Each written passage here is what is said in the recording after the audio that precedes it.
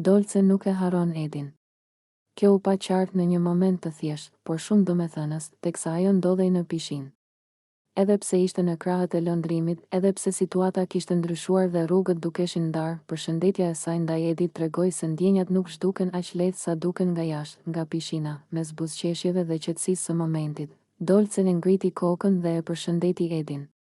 Ishte një përshëndetje e sinqertë, jo formale, jo e ftohtë. Një përshëndetje që tregonte se, pavarësisht gjithçkaje, ai ende zinte një vend në mendjen dhe zemrën e saj. Afërsia e saj me lëndrimin ishte e dukshme, fizike dhe e pranishme, por sytë e saj. Për atë çast, ishin diku tjetër, Edi e pa këtë skenë nga larg. Ai e kuptoi se ajo përshëndetje nuk ishte rastësore. Nuk ishte as provokim, as lojë. Ishte një shenjë se ajo që kishin ndarë nuk ishte fshirë, por thjesht ishte shtyrë në një cep të heshtur të kujtimeve. Në Big Brother Kosova, ku çdo lëvizje shihet dhe çdo gjest analizohet, kjo përshëndetje mori peshë më të madhe se shumë fjalë. Dolce ndodhej në krahët e lëndrimit, një realitet i ri që po ndërtohej para syve të gjithëve. Por kjo nuk do të thoshte se e kaluara ishte mohuar. Përkundrazi, ajo përshëndetje tregoi se njeriu mund të ecë përpara, pa fshirë atë që ka ndjerë dikur. Mund të jetë pranë dikujt tjetër, por prapë të ruaj respektin dhe kujtimin për një lidhje që ka pasur kuptim. Ky moment tregoi edhe një herë se Big Brother nuk është vetëm lojë, strategji apo afrime për interes. Është edhe ndjenja, është edhe paqartësia, është edhe fakti që zemra nuk ecën gjithmonë me të njëjtin ritëm si rrethanat. Dolce mund të ishte në krahët e lëndrimit, por përshëndetja e saj ndaj Edit tregoi se ai nuk ishte harruar. Në fund, kjo skenë la një shije të ëmbël dhe të hidhur njëkohësisht. Një kujtesë se ndjenjat nuk mbyllen me një vendim, as me një afrim të ri. Ato thjesht ndryshojnë formë. Dhe në atë përshëndetje nga pishina, u pa qartë se historia mes Dolces. Nga pishina, mes ujit që pasqyronte dritën dhe qetësisë së rreme që mbretëronte përreth, Dolce e përshëndeti Edin.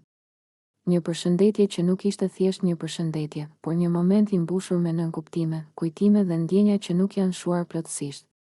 Ajo që binte menjëherë në sy ishte fakti se Dolce dukej shumë e afërt me lëndrimin.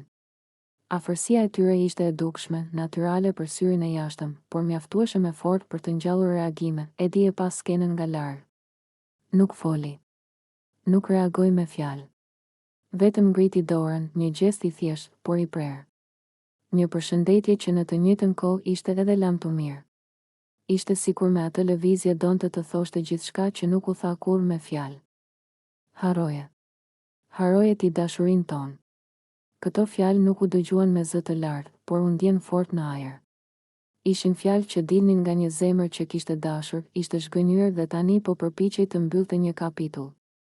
Jo me urrëtie, por me një qetësi të dhimbshme, Dolce vazhdonte të rrinte pranë lëndrimit, duke qeshur lehtë, duke u dukur sikur kishte zgjedhur të ecë përpara. Por edhe aty, mes buzëqeshjeve dhe ujit të pishinës, kishte diçka që nuk fshihej dot, një e kaluar që ende peshonte.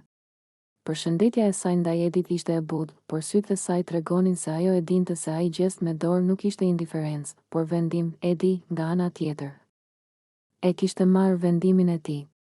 Nuk kishte më vend për pritje, për shpresa apo për kthime pas.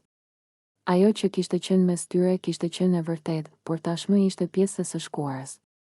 Dhe ndonjëherë, mënyra më e fortë për të treguar dashurinë që ke pasur, është ta lësh të shkojë. Ky moment i vogël, i thjesht në dukje, u kthye në një skenë të madhe emocionesh. Një përshëndetje nga pishina, një dorë e ngritur nga larg dhe një fjalë e pathënë që i dha fund gjithçkaje. Sepse jo çdo histori mbyllet me debat apo lodh. Disa mbyllen me heshtje, me një gjest dhe me një vendim të qartë, ta harrosh dashurinë që ishte për t'i hap.